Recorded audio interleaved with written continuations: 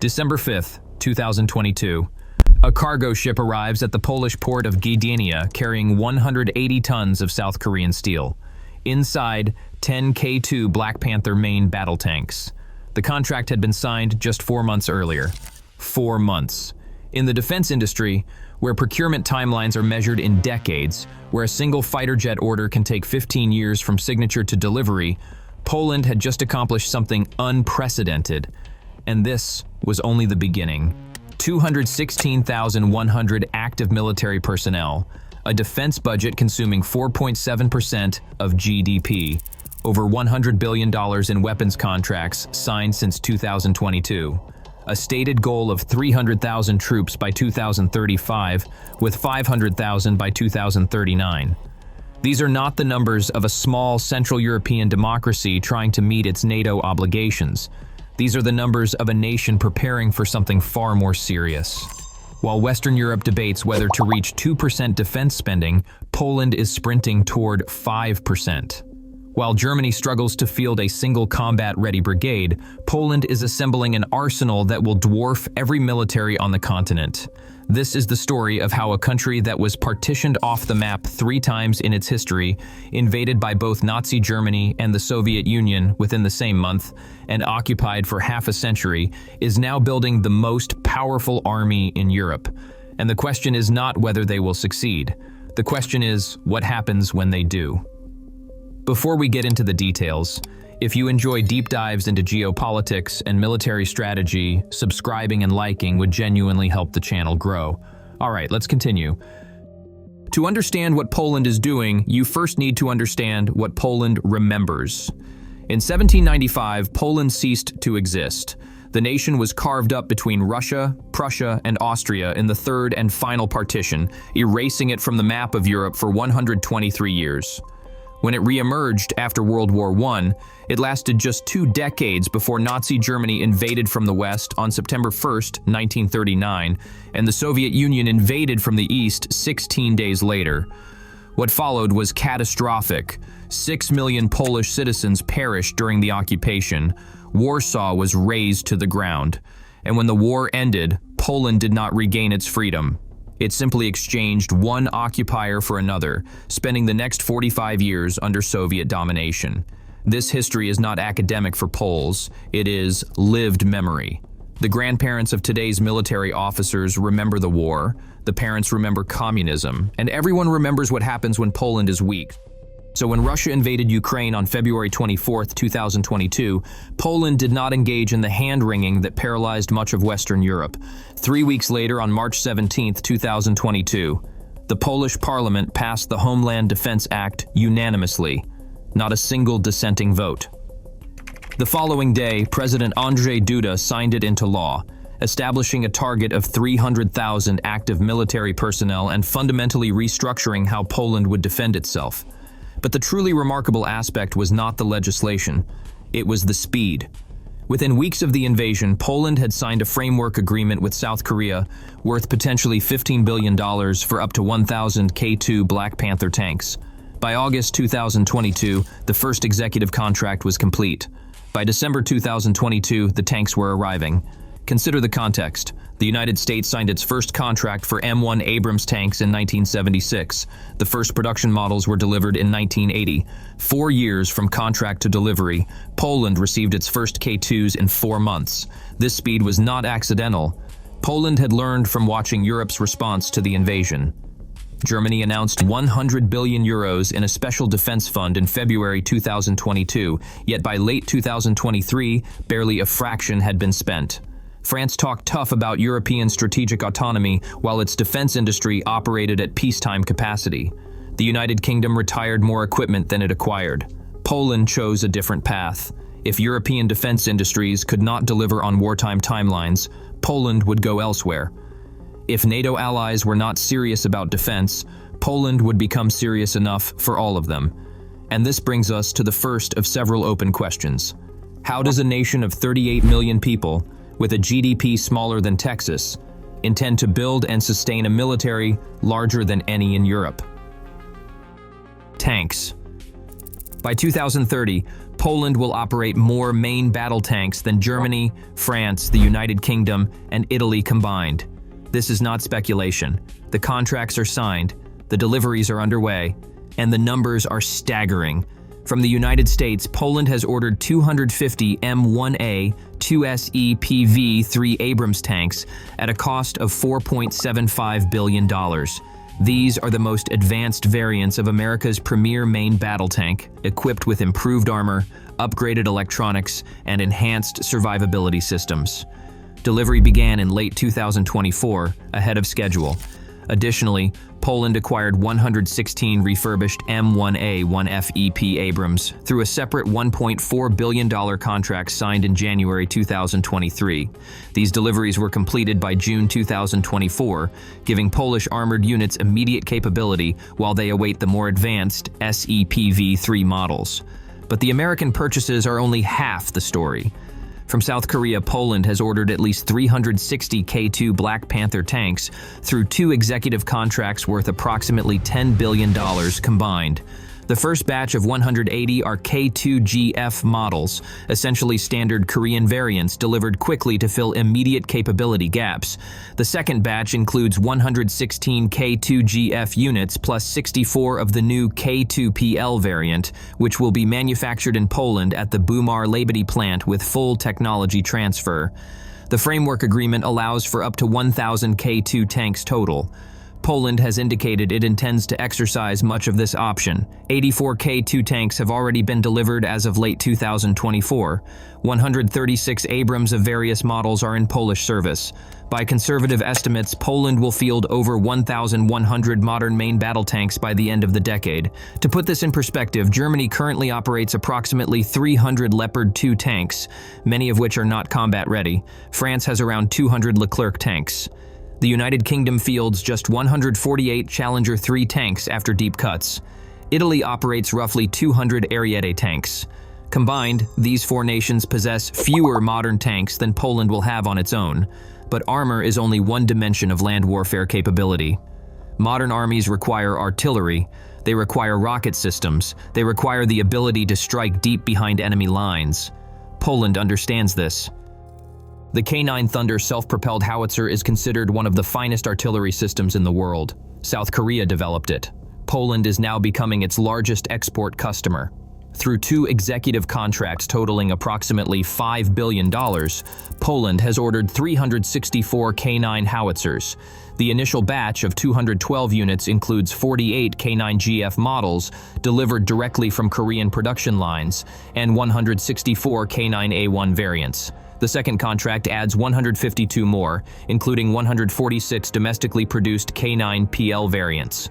136 K9s have already reached Polish units. Combined with the domestically built AHS Crab howitzers, which use the same chassis, Poland will soon possess one of the largest tube artillery fleets in NATO. Yet tube artillery, for all its importance, lacks the range and striking power of modern rocket systems. Russia's war in Ukraine has demonstrated that multiple launch rocket systems can devastate logistics nodes, command posts, and troop concentrations from dozens of kilometers away. Poland has taken note. 20 M142 HIMARS systems were delivered to Poland by early 2024 under a $414 million contract signed in 2019. These American rocket launchers became famous in Ukraine for their precision and effectiveness. But 20 launchers is a relatively modest number. Poland's ambitions are considerably larger. In September 2023, Poland signed a framework agreement worth up to $10 billion for 486 HOMAR-A launchers. These are essentially Polonized HIMARS units mounted on Polish JELTS trucks, allowing domestic production and reducing dependence on American supply chains. Deliveries will begin in 2026. From South Korea, Poland has ordered 290 K2-39 Chunmoo multiple launch rocket systems, designated HOMAR-K, in Polish service. 35 have already been delivered. Unlike HIMARS, which fires 1 pod of 6 rockets, the Chunmoo can fire 2 pods simultaneously, doubling its firepower. More significantly, the system can launch the CTM-290 tactical ballistic missile with a range of 290 kilometers, giving Poland deep strike capability that few European armies possess. In December 2024, Polish forces successfully test-fired the CGR-080 guided rocket from their new Chunmoo launchers. The system performed flawlessly. When these programs complete, Poland will operate over 700 multiple launch rocket systems. No other European nation comes close. If you have made it this far into the video, you are clearly interested in understanding how global power is shifting. Consider subscribing and leaving a like. It genuinely helps the channel reach more people who care about these topics.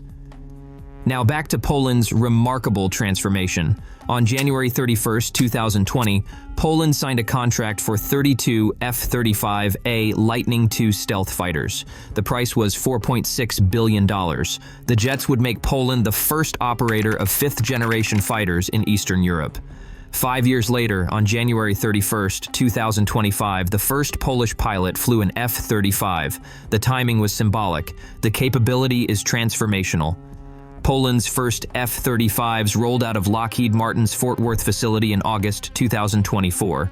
They are currently based at Ebbing Air Force Base in Arkansas, where Polish pilots and ground crews are completing their training. The jets will arrive at Lask Air Base in Poland in 2026, with all 32 aircraft delivered by 2030. Polish officials have indicated they may order an additional 32 F-35s, which would bring the fleet to 64 aircraft. But fifth-generation fighters take years to master. Pilot training is measured in hundreds of flight hours. Poland needed something to bridge the gap between its aging Soviet-era fleet and the arrival of the F-35. Enter the FA-50 Fighting Eagle. On September 16, 2022, Poland signed a contract for 48 FA-50 light combat aircraft from Korea Aerospace Industries. The deal was split into two tranches: 12 FA-50GF gap-filler aircraft for immediate delivery, and 36 enhanced FA-50PL variants for delivery between 2025 and 2028. All 12 FA-50GF aircraft arrived in Poland by late 2023, 10 months from contract signing to operational jets. The Korean defense industry had again proven it could deliver at speeds that Western manufacturers could not match. The FA-50s allowed Poland to retire its remaining MiG-29 fighters, many of which were transferred to Ukraine to support that nation's defense. Poland gave Ukraine 14 MiG-29s, making it the first NATO nation to provide jets to Kyiv. Yet fixed-wing aircraft tell only part of the air power story. Modern warfare demands rotary wing capability. Attack helicopters provide close air support, anti-armor firepower, and the ability to strike targets that fixed-wing jets cannot reach. Poland's solution was 96 AH-64E Apache Guardian attack helicopters. The contract, finalized in November 2025, was worth approximately $4.7 billion for the airframes alone. The full Defense Security Cooperation Agency notification valued the potential package at up to $12 billion when training, support equipment, and munitions are included. This was the largest Apache order ever placed outside the United States. Poland will become the 19th global operator of the Apache and the largest non-American operator, surpassing even the British Army's fleet of 50 aircraft. Deliveries will run from 2028 to 2032. 8 leased AH-64D Apaches arrived in Poland in June 2024 to begin training Polish crews. By the time the new aircraft arrive, Poland will have a cadre of experienced pilots and maintainers ready to employ them. The most sophisticated aircraft in the world mean nothing if an enemy can destroy them on the ground. Modern warfare has demonstrated that air defense is not optional, it is existential. Poland understands this better than most. Its eastern border lies within range of Russian tactical ballistic missiles. Kaliningrad, the heavily militarized Russian exclave on the Baltic Sea, sits just 200 kilometers from Warsaw. Belarus, which hosts Russian nuclear-capable weapons, shares a 400-kilometer border with Poland. The threat environment demands a layered air defense network. Poland is building exactly that. The centerpiece is the Wisla program, Poland's acquisition of American Patriot missile systems. Phase 1, signed in March 2018 for $4.75 billion, delivered 2 batteries comprising 4 fire units, 16 launchers, and 208 PAC-3 MSE interceptor missiles. These are not standard Patriots. They are equipped with the Northrop Grumman IBCS Integrated Battle Command System, the most advanced command and control architecture available. On December 18, 2025, Poland's first Patriot battery achieved full operational capability near Warsaw. Poland became the first American NATO ally to fully operationalize the IBCS system. Phase 2 will be far larger. In June 2023, the Defense Security Cooperation Agency approved a potential sale worth up to $15 billion for 6 additional Patriot batteries, 48 launchers, and 644 PAC-3 missiles. Critically, this package includes the LTAMDS radar, known as Ghost Eye, the next-generation sensor that dramatically improves detection and tracking capability. Poland will be the first international customer for this technology. By 2029, Poland will operate 8 Patriot batteries, the second highest number in NATO after the United States.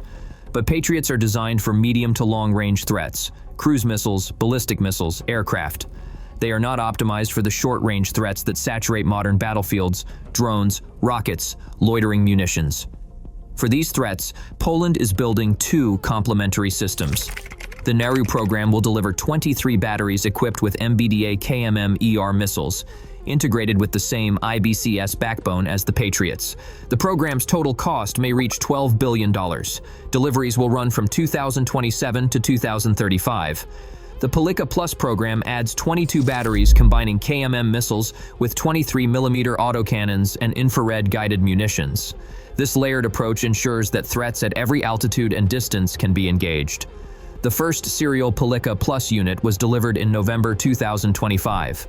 When complete, Poland will possess one of the most sophisticated integrated air defense networks on the planet. The numbers are extraordinary, the spending is unprecedented, the speed is remarkable. But there remains one fundamental question: can Poland actually achieve its goals? The target of 300,000 active military personnel by 2035 is ambitious. Poland's current force of 216,100 represents a doubling from the 99,000 troops it fielded in 2014. Adding another 84,000 in the next decade is achievable, but not guaranteed. It requires sustained recruitment, competitive pay, and a military culture that attracts young Poles away from the private sector. The financial commitment is equally daunting. Spending 4.7% of GDP on defense, with a target of approaching 5%, places enormous strain on public finances. Poland's economy is strong, but it is not infinite. Sustaining these expenditure levels for a decade or more will require political consensus across multiple governments. Yet there are reasons for confidence. The political consensus in Poland around defense is remarkable. The Homeland Defense Act passed unanimously.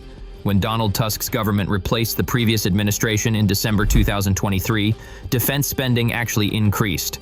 Tusk, speaking in March 2025, warned that Russia would be ready for a larger war within 3 to 4 years. He called on Europe to match Poland's example.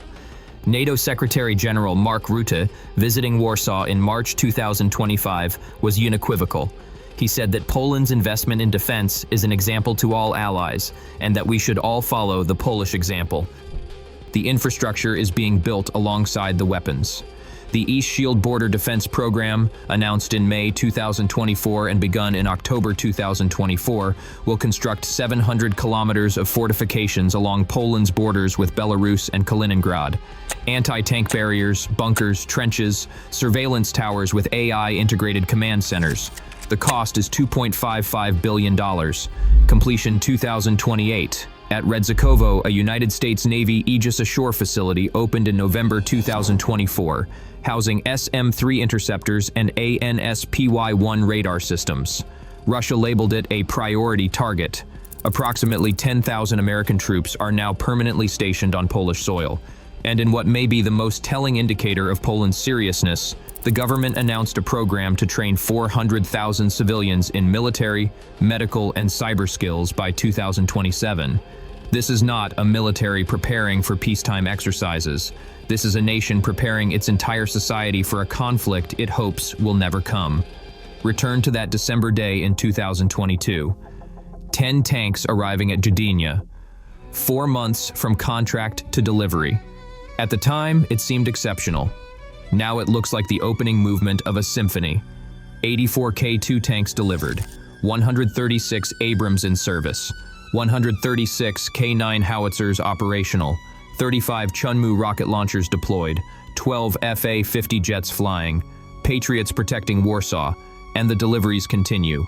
F-35 jets in 2026, Apache attack helicopters in 2028.